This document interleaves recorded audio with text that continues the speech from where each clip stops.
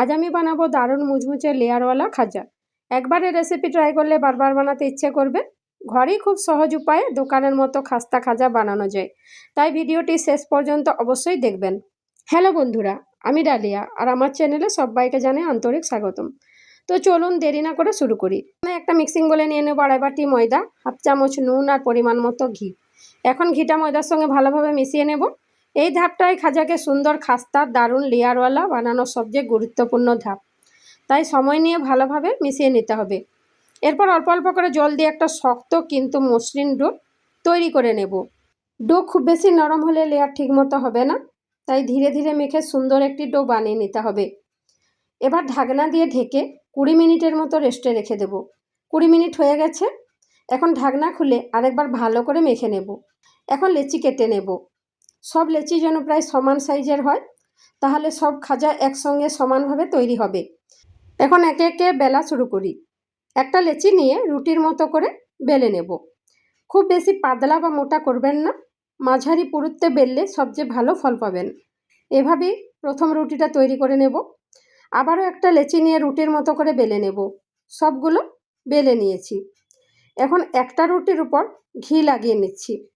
উপর থেকে শুকনো কর্নফ্লাওয়ার ডাস্ট করে ভালো করে লাগিয়ে নিচ্ছি। এর উপর একটা রুটি দিয়ে দিচ্ছি।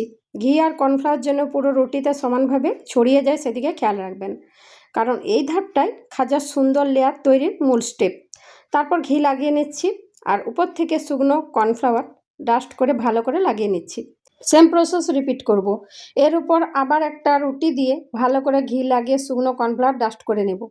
আবার একটা রুটি দিয়ে ঘি লাগিয়ে কর্নফ্লাওয়ার ভালো করে লাগিয়ে নেব।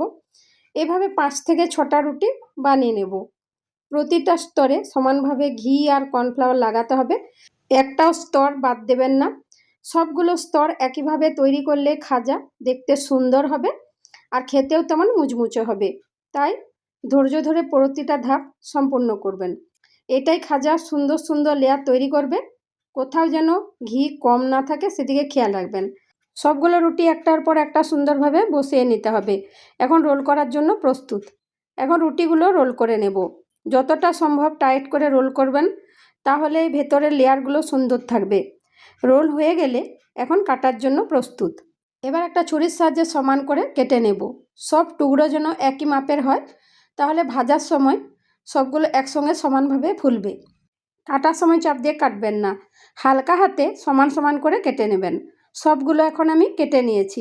এখন একটা নিয়ে হালকা হালকা করে বেলে নেব। আমি ভিডিওতে যেমন করে বেলছি সেভাবেই বেলে নিতে হবে। সেম প্রসেসে সবগুলো বেলে নেব। খুব জোর দিয়ে চাপ দিয়ে বেলবেন না, তাহলে ভেতরের লেয়ার নষ্ট হয়ে যেতে পারে। হালকা হাতে বেললেই সুন্দর লেয়ার থাকবে। দুপা সমান করে আলতো করে বেলে নিতে হবে।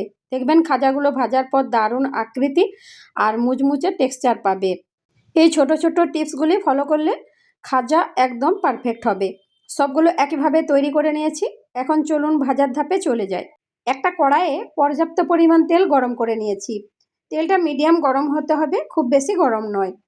এবার একে একে খাজাগুলো তেলে দিয়ে দেবো ভাজার জন্য। গ্যাসের ফ্লেম থাকবে মিডিয়াম থেকে লো, যাতে ভেতর পর্যন্ত সমানভাবে ফ্রাই হয় আর বাইরেটা সুন্দর সোনালি রং হয়ে যায়। সুন্দর সোনালি রং হয়ে গেলে তখন তুলে নেব। দেখুন কি সুন্দর সোনালি রং চলে এসেছে। এই পর্যায়ে খাজাগুলো বাইরে মুচমুচে হলেও ভেতরের লেয়ারগুলো একদম ঠিক আছে। সেম প্রসেসে বাকিগুলো ফ্রাই করে নেব। এখন চিনি সিরা বানিয়ে নেব। একটা কড়াইয়ে দিয়ে দিলাম 1 বাটি চিনি আর দিয়ে দিলাম 1 বাটি জল। ভালো করে মিক্স করে নিলাম। এখন দিয়ে দিলাম 4 থেকে 5টা এলাচ। এলাচের সুগন্ধে সিরার স্বাদ আরও বেড়ে যাবে। এবার সিরাটা ফুটতে দেব। এবার দেব লেবুর রস, মিক্স করে নেব। লেবুর রস দিলে সিরায় চিনি জমাট বাঁধে না।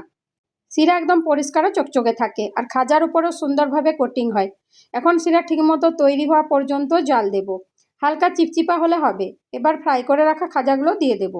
আস্তে আস্তে সব খাজা সিরার সঙ্গে ভালোভাবে মিশিয়ে নেব, যাতে প্রতিটা খাজার গায়ে সমানভাবে সিরা লেগে যায়। 1 থেকে 2 মিনিট সিরার মধ্যে রেখে দেব। তারপর তুলে নিলেই একদম পারফেক্ট খাজা তৈরি। সিরা থেকে তুলে কয়েক মিনিট ঠান্ডা হতে দেব। ঠান্ডা হওয়ার সঙ্গে সঙ্গেই বাইরের কোটিংটা আরও সুন্দরভাবে সেট হয়ে যাবে আর তখনই খাজা হবে দারুণ মুচমুচে। প্রতিটি স্তর আলাদা আলাদা করে ফুটে উঠবে। দেখতেই যেমন সুন্দর লাগবে, খেতেও তেমনি অসাধারণ লাগবে। এবার চলুন পরিবেশন করি। এখন পরিবেশনের জন্য খাজাগুলো সাজিয়ে নেব।